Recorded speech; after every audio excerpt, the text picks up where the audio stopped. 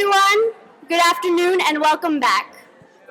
I hope all of you had a great day today, and if you went outside, I hope you had an umbrella. Over the course of this week, we've learned about HOSA's core values: lead, learn, serve, and innovate, and how they apply to our leadership inside of HOSA. Part of being in HOSA as a leader includes advocating for the organization and promoting our message to those who can help us continue. Our representatives on the Hill are a great example of this, and this is why we will be visiting them tomorrow.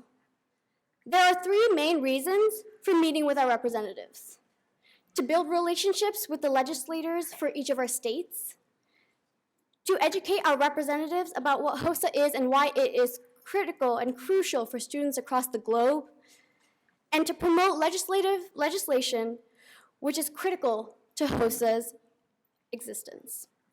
Though there are some who cannot promote legislation, we can work to make connections and educate those in Washington, D.C., so they'll know who we are and better understand the importance of our organization.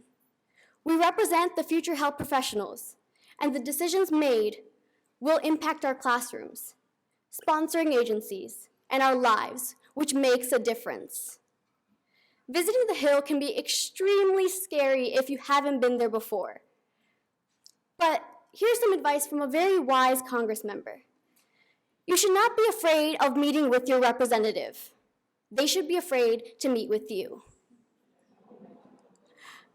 When you meet with them, they're interviewing for a job, trying to convince you to like them enough to give them a vote. And if you can't vote because you're not old enough, you'll tell your family and friends to vote for them. Here to help us better understand the process and expectations of visiting the Hill is the director of the HOSA Washington office, George Safakis, who will introduce our special guest today. Please help me in welcoming Mr. Safakis to the podium.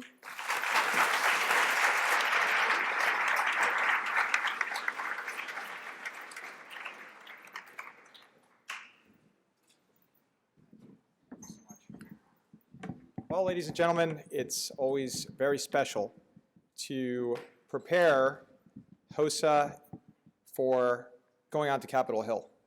It is sometimes a daunting process. It can be a mystery to so many people that have never been to Capitol Hill. One of the questions I like to ask is, how many of you have been on the Hill already? Okay. So tonight we have with us two very special guests. In Washington, it's very difficult oftentimes to get a staffer or a member or someone from Capitol Hill to actually leave the Hill, especially since they're in session as we speak. And they'll talk about things like bed checks, right, Ashley? Ashley Eden is the Senior Health and Policy Advisor for Senator Cory Booker from New Jersey. We're so honored to have you here, Ashley. Welcome. And tonight also we have with us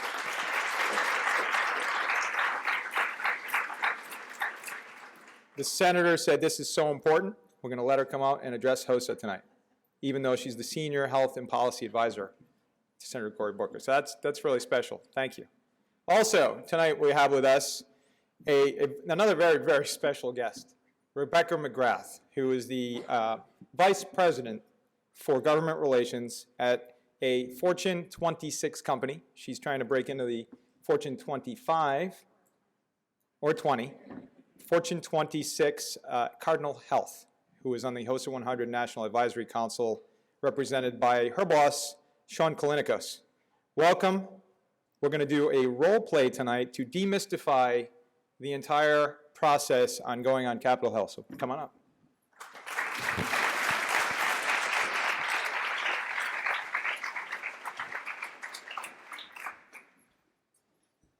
Great, thank you everyone.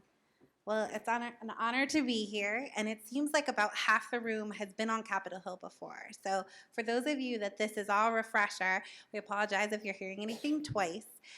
But before I joined Cardinal Health, I worked as a consultant for about 7 years running Hill Day. So big groups like you coming into Washington, and Roleplay is always kind of lightened the mood a little bit, hopefully alleviated some fears, and you'll leave here raring and ready to go tomorrow when you're up on the Hill. And hopefully it will not be raining, because that would definitely put a damper on things. Before I worked at Drinker Biddle and Weath as a consultant, I worked for Senator Chris Dodd of Connecticut. Anyone from Connecticut here? Yeah. Small but mighty. I know. And I'm from Massachusetts. Anyone from Massachusetts? Oh, really small and mighty. There you go. No, that's true. That's true. And so when I was a staffer on the Hill, I had groups like you come in all the time, and one of the things we really want you to take out of here, if nothing else, is how important your personal stories are and how people want to hear from you. So with that, I'm going to turn over to you for some intro remarks. Sure. So my name's Ashley Eden, Senior Policy Advisor for Senator Cory Booker. Can I get a show of hands who's from New Jersey? Woo! Got a group in the back. But I was born and raised in Dallas, Texas. I hear there's a big Texas. Excellent. Making me proud, my Dallas folks.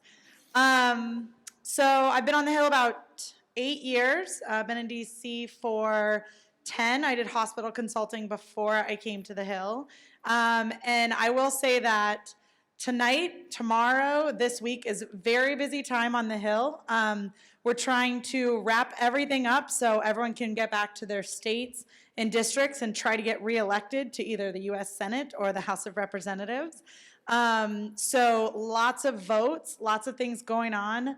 I wouldn't be surprised if you guys get kicked out of conference rooms. You have to take meetings in the hallway. Whoever was on your list of who you're supposed to be meeting with, it ends up being someone else in the office.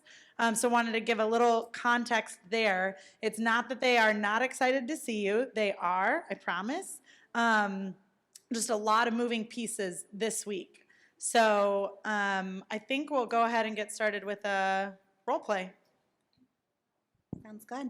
And I'm just going to add one thing. You have 14 meetings tomorrow, right? Yep. 14. So know your audience as well. So when you go into meetings, the staffer you're meeting with may look really tired or be looking down at their BlackBerry or kind of staring off into space, probably wondering what time they're going to be able to leave that night, or completely distracted because their boss is going to come running in and need something any minute. So again, don't be offended by that. That's just sort of the way it goes. And to start off, I just want to mention one story from when I was a staffer. I would take meeting after meeting, and I would go back and write the memo at the end of the day, making a recommendation, wondering if it would ever my boss would ever get through the stack and see the issue that I thought was really important. And there was one group I met with, and it was on asbestos, and they were telling me about the health issues that their grandfather had had and how it impacted their family. So I went back, I wrote up my memo, I stayed really late that night, and the next day the senator came in and said, "Did you write this?" And I thought, oh no, did I forget to proofread? And he said, this story is really important to me. I want you to pull the bill. Let's talk through it. And he became a co-sponsor. So know that, again, your story is important, and don't worry about if they seem to be staring off into space. They really are going to leave that and take your story back. So with a real life role play. So as George mentioned, I'm a lobbyist, the Vice President of Government Relations for Cardinal Health. And we are a large company. So we're going to pretend this is any day that I'm going to come into Senator Booker's office, and you're going to be raring to go, not looking at your BlackBerry, paying lots of attention, and talking about something that's important to Cardinal. So how are you today? So good. How are you? Good, thank you. How much time do you have? 20 minutes, maybe 15. I might get called out. Okay, no problem. We can make this pretty quick. So I'm here to talk to you about an issue that's really important to my company, and it's the supply of Molly 99. So before we jump into that specific issue, I just want to tell you a little bit about Cardinal Health. Is that okay? Yes.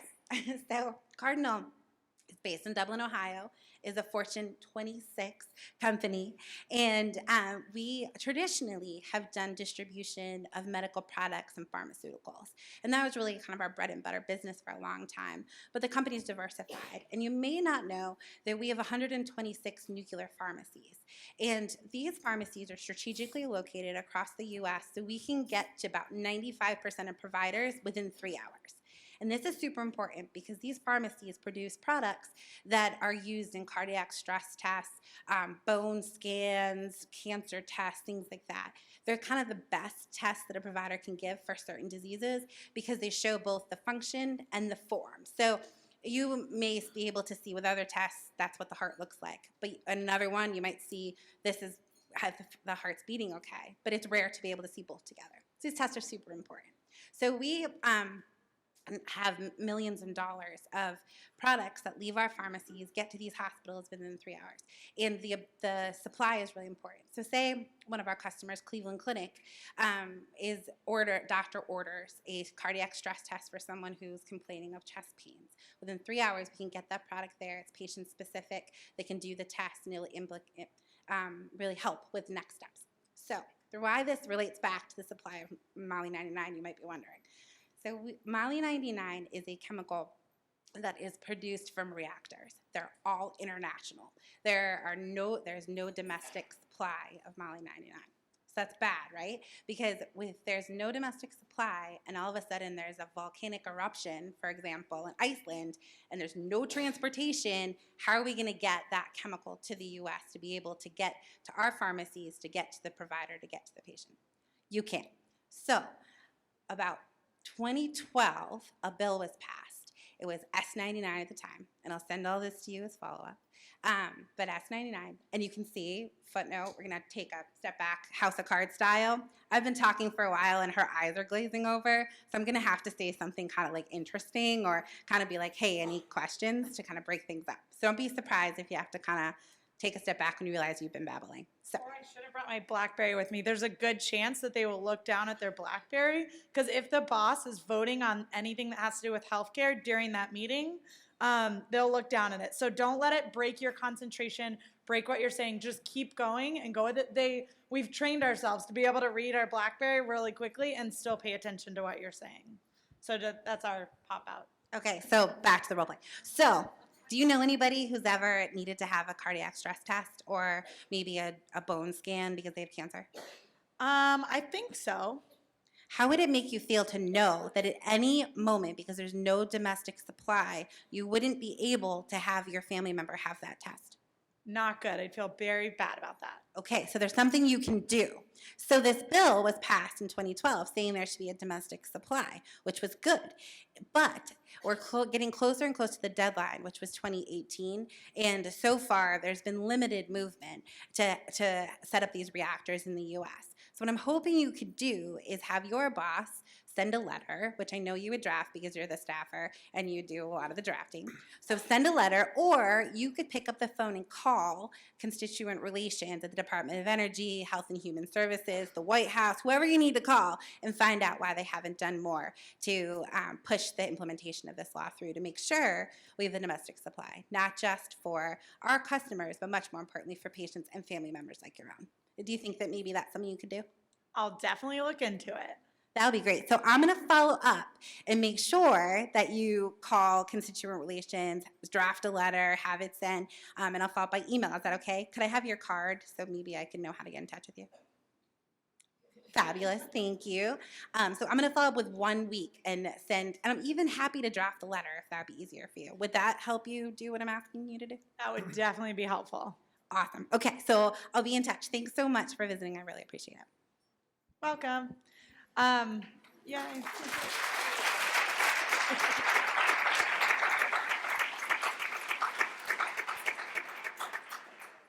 So I think a few things. We can answer any questions, but I wanted to drill into a few things. First is if she had started by saying, and you know what Molly 99 is, or whatever, was it 33 or 99? 99, yep, I definitely took that home. You guys are going to start off, I think, talking about, do you know what the Perkins Act is? A lot of staffers just have so much on their plate, especially if you're going to the House side. Often they'll cover every single issue known to man. So they'll often be like, yeah, I know what Perkins is. But it's worth drilling in for about 2 seconds and be like, then I know you already know this, but, and then give 1 or 2 sentences. because often the staffer will say that they know what they're talking about just to save face. So she had been like, do you know what Molly 99 is? I'd be like, definitely I know what that is. And I have no idea what that is. But now I do. So right off the top, when you ask if they want more information or want to know more about it, there also is a good chance that they helped write part of the bill, in which case they may not need your 2-sentence explanation of what the bill does. But it's always best to just give a very quick overview of what it is that you're going to go into and talk more about during that meeting. No, and that's absolutely true. And I also would say, in my experience, follow-up is really important. So I know how everybody loves to send thank you notes after you get a gift, or, thank your grandma for sending you flowers. But when it comes to Hill relationships, as she said, she has 14 meetings tomorrow. Chances are you're going to remember the key points from each one. But if a week goes by and all of a sudden Congress is home, everyone's running for election, and she gets an email from one of you saying, thanks so much for meeting. This is what I took out of it. I just wanted to remind you that the Perkins bill is really important to me, and here's why, then that's how you start a relationship. And all of these meetings you're doing, maybe you've met the person before, but chances are you haven't, are starting a relationship. And then if you go down the line, you're looking for an internship, you want to come back to the Hill, the rest, you know somebody that you can reach out to, and that's really important. I also just wanted to add is one of the bills you're going to be talking about, the Perkins reauthorization, is actually being considered and marked up on the Hill on Wednesday. So you have perfect timing with your Hill date tomorrow. You may be meeting with someone who's on that committee that's actually in the room or not. You can ask them if you don't know, and that's totally okay. Don't be afraid to ask. But the fact that you're going to be there talking about an issue that the Senate is considering the next day is great. If you're doing House meetings, they've already considered it. That's totally fine too. All you need to say is, I understand the Senate is going to be considering this bill in committee tomorrow. So I think it's perfect timing, and people are going to be excited to be reminded about that. And to the personal story, we often have to hear stories. So we do a lot of disease-specific bills. So every day, all day long, I talk to people whose family member passed away from a specific disease, or they have the disease and they want us to spend more money and time researching it. And those meetings are very emotional and taxing. And so you guys coming in saying something very positive and exciting and cool, and Perkins is coming up next, and it's about how we need to get more information to kids so they can start thinking about career exploration earlier in their life. That is a fun topic and an exciting topic for us to talk about.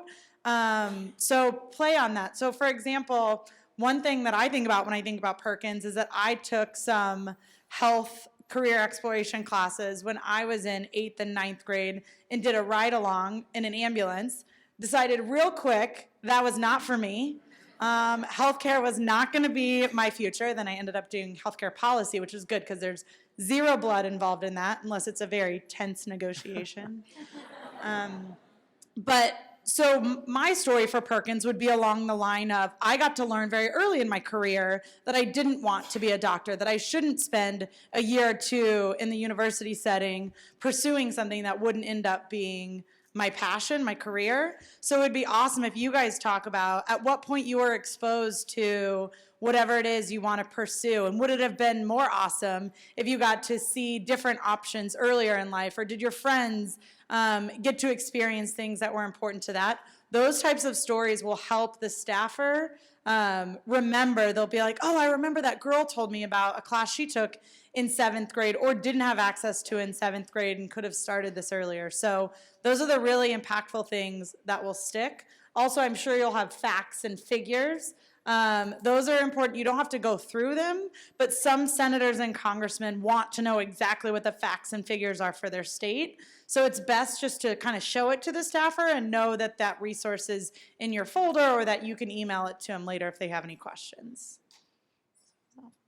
And just to add to that, it's a great point. Don't feel like you need to memorize everything in your folder. There's a reason you have a folder. I came up with notes that I could have referred to. There's no problem in that. It's better if you are going to go through facts and figures, you get them right. So don't worry about opening it up, pulling something out, showing it to the staffer, and I would also recommend hand them the folder at the end of the meeting. If you give it to them in the beginning, no one's going to pay attention to what you're saying. I'm going to be flipping through the folder. So hold on to it and then give it to them at the end. And also just add that said, you all have really impressive aspirations and stories. The people we talked to are telling us what you want to do next, and it's fantastic. Tell the staffers that. As you said, there's a lot of energy that you bring to it that's going to kind of brighten up their day when they're in meeting number 13. And hearing from you is really going to make a difference to them.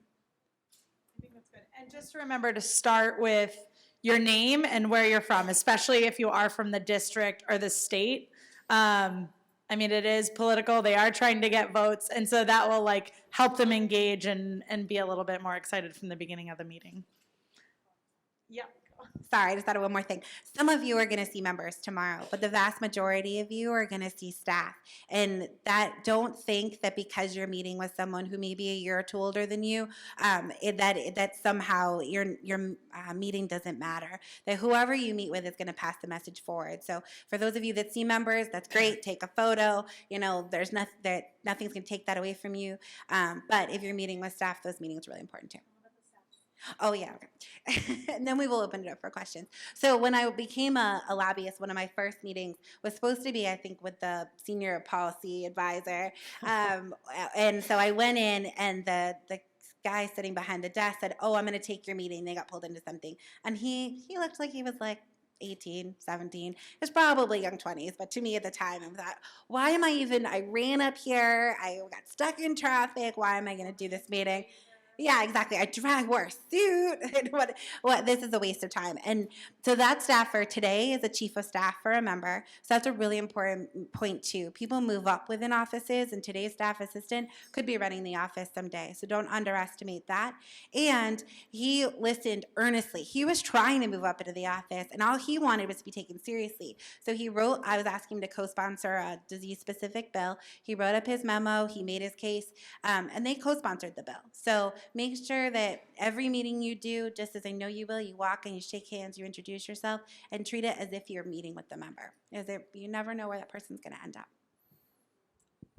So now I think we are happy to open up for questions, and this is your chance. So we're happy to give you the behind the scenes, what the staffer's thinking. No stupid questions here. If anyone has any questions, you can just shout them, raise your hand and then shout them out.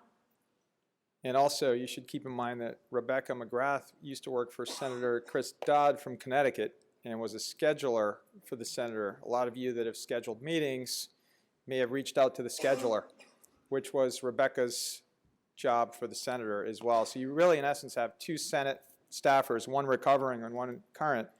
And also, I would like for you to just quickly mention, Ashley, the Bedcheck, because I thought that was interesting.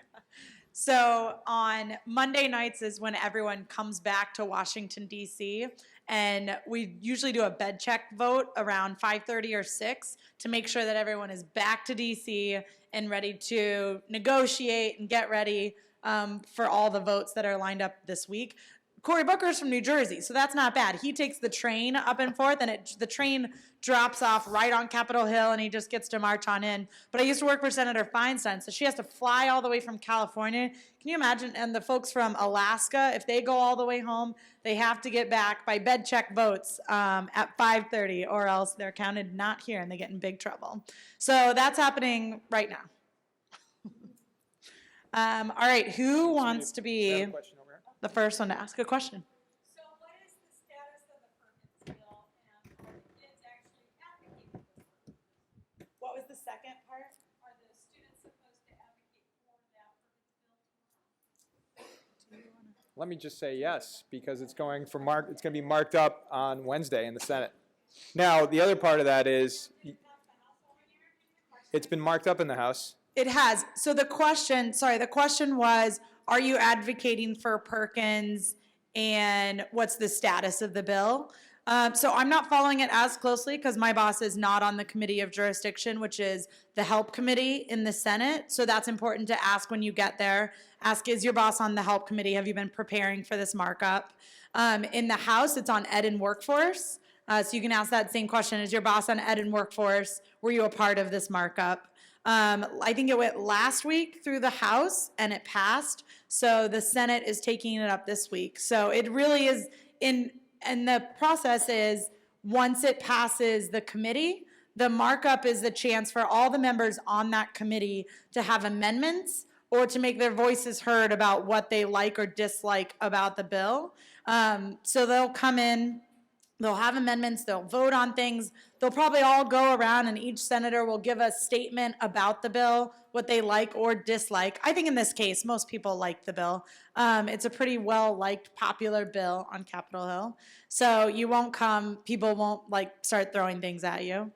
And so if their member is on help, they will know the bill backwards and forwards. They may have been drafting amendments all week this week. If it's not on help, then you guys are providing a very good service. Like, I'm just following this bill because it's something that I have an interest in, but I probably wouldn't know that it's being marked up in a committee that my boss is not on. So you're coming to let them know this bill's being marked up, here's some things I care about, this is why it's important to me, and you'll get all that information. I think you guys will provide it in the folders that you'll go with. So just look through and make sure you're familiar what it says, but you are really helping out with making sure that they know that there is a markup, it's exciting, and it does a bunch of good things for kids.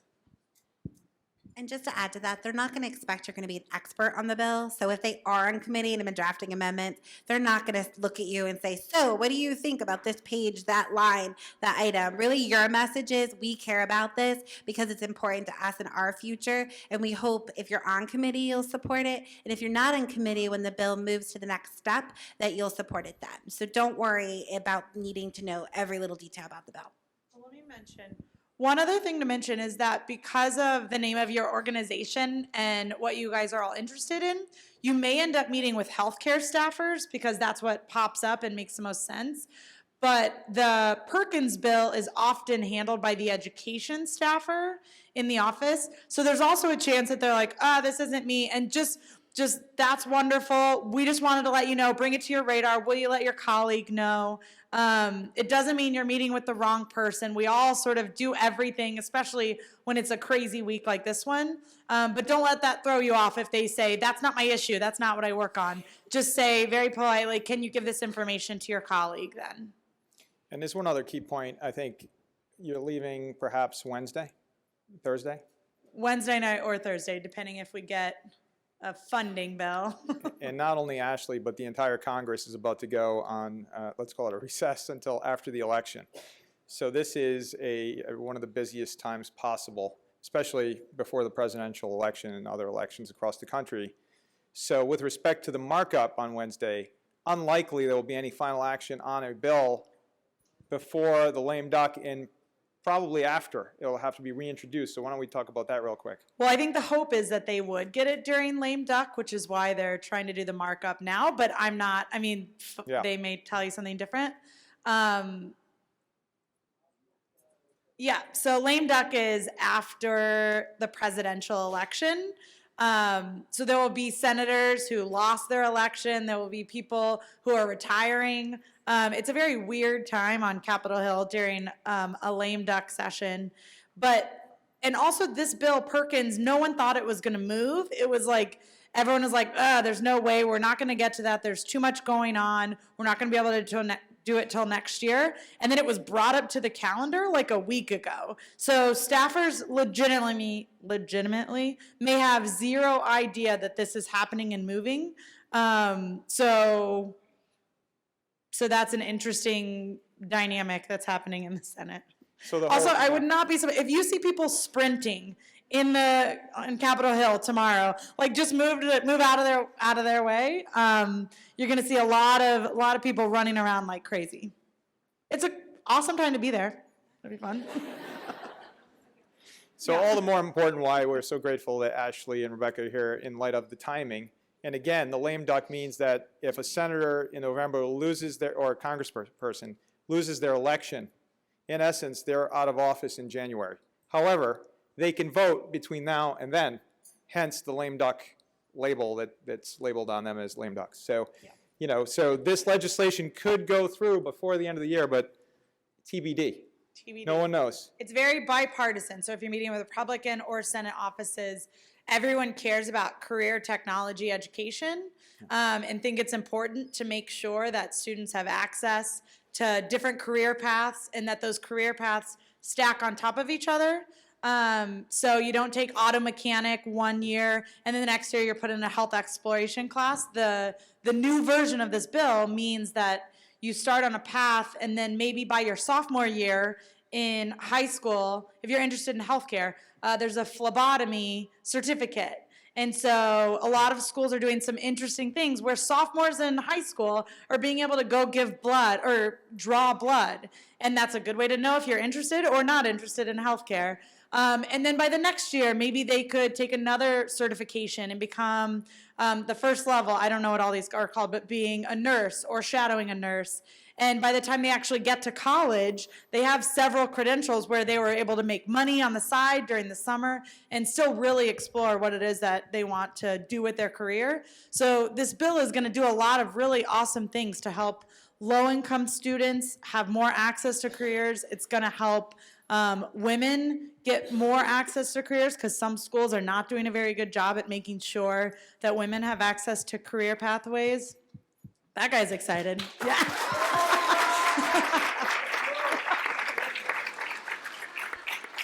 I want to see you bring that enthusiasm to the Hill tomorrow.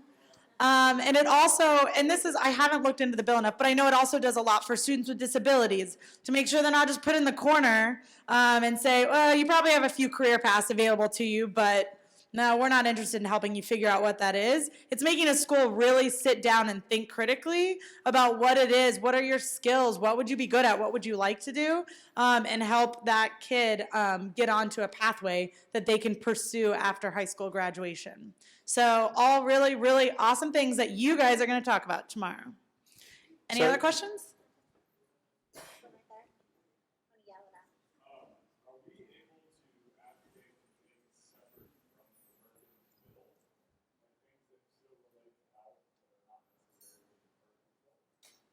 Well, so the question is, can we advocate for things that are not Perkins in the? Well, you can certainly mention other areas of importance to you and your state, for example, if it's a state-specific issue. But I think it's also important to stay on message so that when you're meeting with Ashley tomorrow and she's got 14 meetings, that there's a succinct message and you have that message planned in advance of your meeting. And also, I've said this a lot, but I think, Rebecca, you hit the point. The personal story is really important. So if you can weave it into a personal story and then take it back to Perkins, absolutely. But again, it's the personal story and staying on message in terms of the pipeline and the importance of the pipeline and CTE and Perkins funding to HOSA. I also think it's totally reasonable to say, I have a few other priorities that are important to me, my family, whatever your issue is that you're interested in, and say, do you mind if I email you some information about those things after? And then when you do your thank you note, follow-up that she talked about, just feel free to include whatever it is, attach it to the email, give them a call later, those kinds of things. Fine. I will add just one thing, and I think all of you know this, but these are the professional staffers that work in the Senate or House offices you're meeting with. I wouldn't, or you shouldn't, go in and say, hey, I really like Donald Trump because of this, or I really like Hillary Clinton, or your boss's opponent is terrible, or your boss is kind of terrible. I know that you probably wouldn't do that, but stay on the issues that that you're talking about, whether it's Perkins or, like you said, if there's something else you want to follow up on. Stay away from politics as much as you can. It sounds kind of funny, but you're not involved, nor could you be, for legal reasons, with the ins and outs of campaigns. So just keep that in mind and keep your own kind of personal views on that for later as you're on your bus up there or back. And I think maybe Rebecca's speaking up from personal experience on that note. So yeah, definitely. Another question here?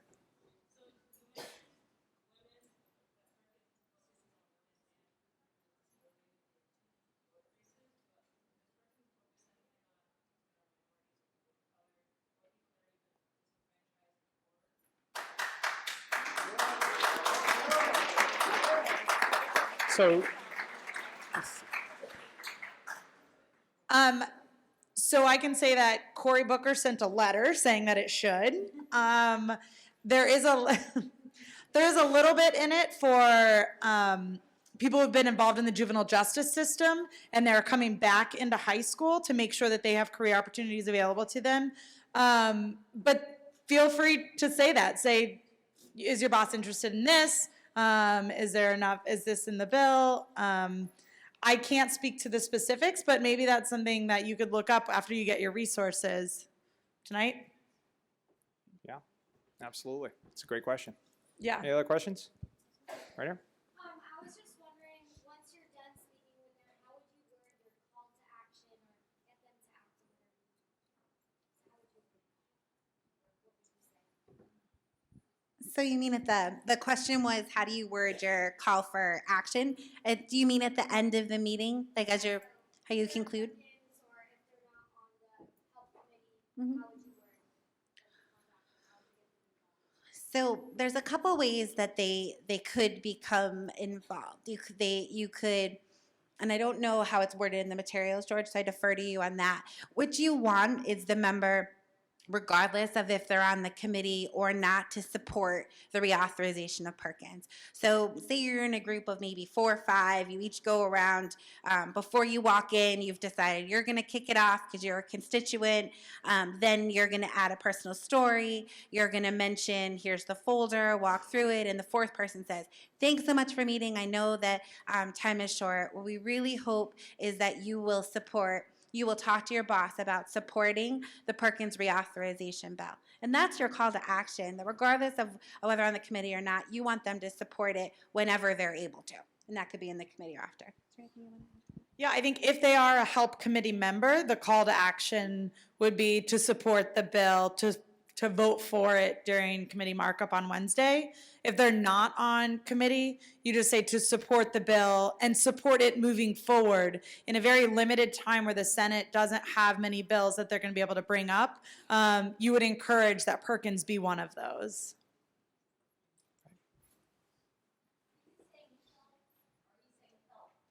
Great question. The HELP committee is HELP, so they cover health, education, labor, and pensions. So everyone on the HELP committee does all education, health, and labor bills. But it is, I think they didn't want to make it the HEL committee, so they added pensions onto it, and it's the HELP committee. It's a very important perspective, Ashley. Thank you. Thank you. We have a wealth of knowledge here. Any final questions? So you all are ready for tomorrow. It's all about Perkins. It's all about HOSA. Go HOSA!